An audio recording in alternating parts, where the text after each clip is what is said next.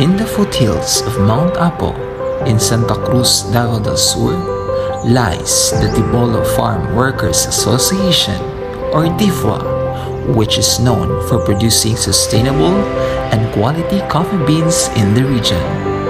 How these coffee farmers attain this success is a story for them to tell. May buntag, ako si Jessery Ante, manager on marketing sa Tibolo Farm Workers Association. Ako ang kauban. Ako di ay si Ray Antic, isa ka TIFWA president.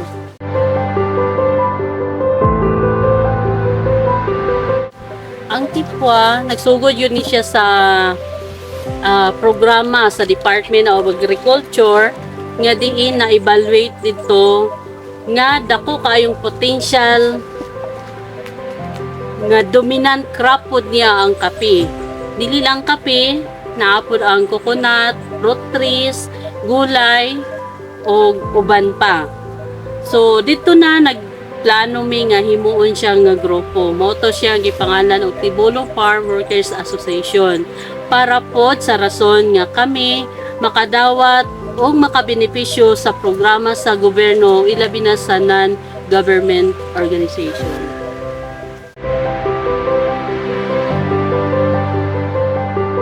Medyo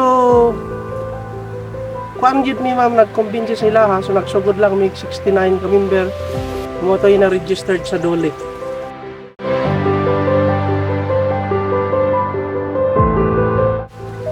So, ang TIFWA aduna gyoy kada tuig nga strategic plan para malangkob sa plano ang pagpangita og market sa kape. Isa na diri si Paramount nga mao gyoy first nga nisulod sa TIFWA para paliton ang unlimited nga kape supply ni TIFWA kay sumala sa amoang datos ang amoang kape igo ra pamaliton sa mubo nga presyo sa mga middleman. Mao na nga si AC Debo katungod siya ang among partner, siya ang nangita og market linkage ngadto sa Paramount nga muanhi sa TIFWA.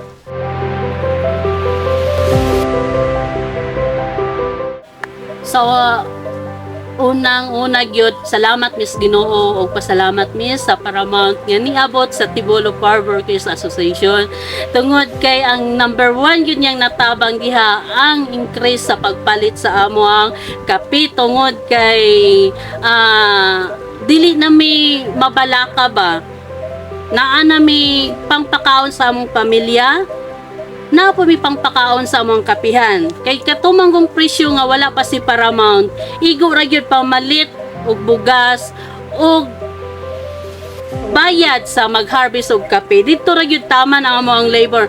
O kung kuan pa sa na short na, udi na. So mo na dako kayo ikatabang si Paramount pag-abot sa TIFWA tungod kay ni-increase ang among presyo sa kape og ang among pong gugma sa pagtanom sa kape o pag-atiman mas na-improve siya o kanang nakahatag mig atensyon sa kapihan namo kay nanay presyo o isa pa diha si Paramount daghan kay siya natabang sa TIFWA di namo kalimtan during December hatagan jud mi og regalo sama sa mga pagkaon sa nina, school supply sa mga kabataan o sa medical mission naapod sila para sa ato ang mga feeding o dili lang siguro kana daghan pa kayo silang plano para sa mga so nagpasalamat kay migdako sa Paramount.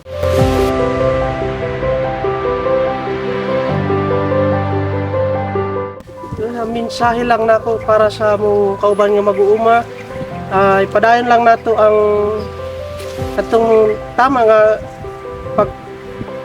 pag amo mas kape labi na di ang atong quality kayo sa food na nga gipangita sa atong mga buyer. Ang ako pong masulti sa mga customer ug mga potential buyer nga ipasalig namo nga mahimong sustainable ang ato ang supply sa kape o dili ninyo kamahayan ang amo ang kape kay kini ang origin niya naagid sa Mount Apo, tiilan sa Mount Apo, o gi-process gud namo pinaagi sa sakto nga paagi.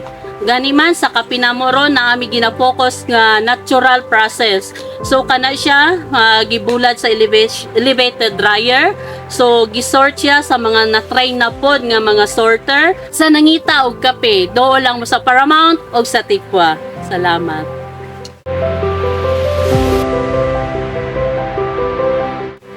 Ako makaingon gyud ko sa mga kaubanan nga farmer nga sa kape aduna gyud kwarta. O para sa mga wala pa ni tanom og kape, ay encourage yo kung naaman mo yung mga luna pa, pananom og kape, kung kinahalan niyo og similya, booking lang mo kay Tipwa.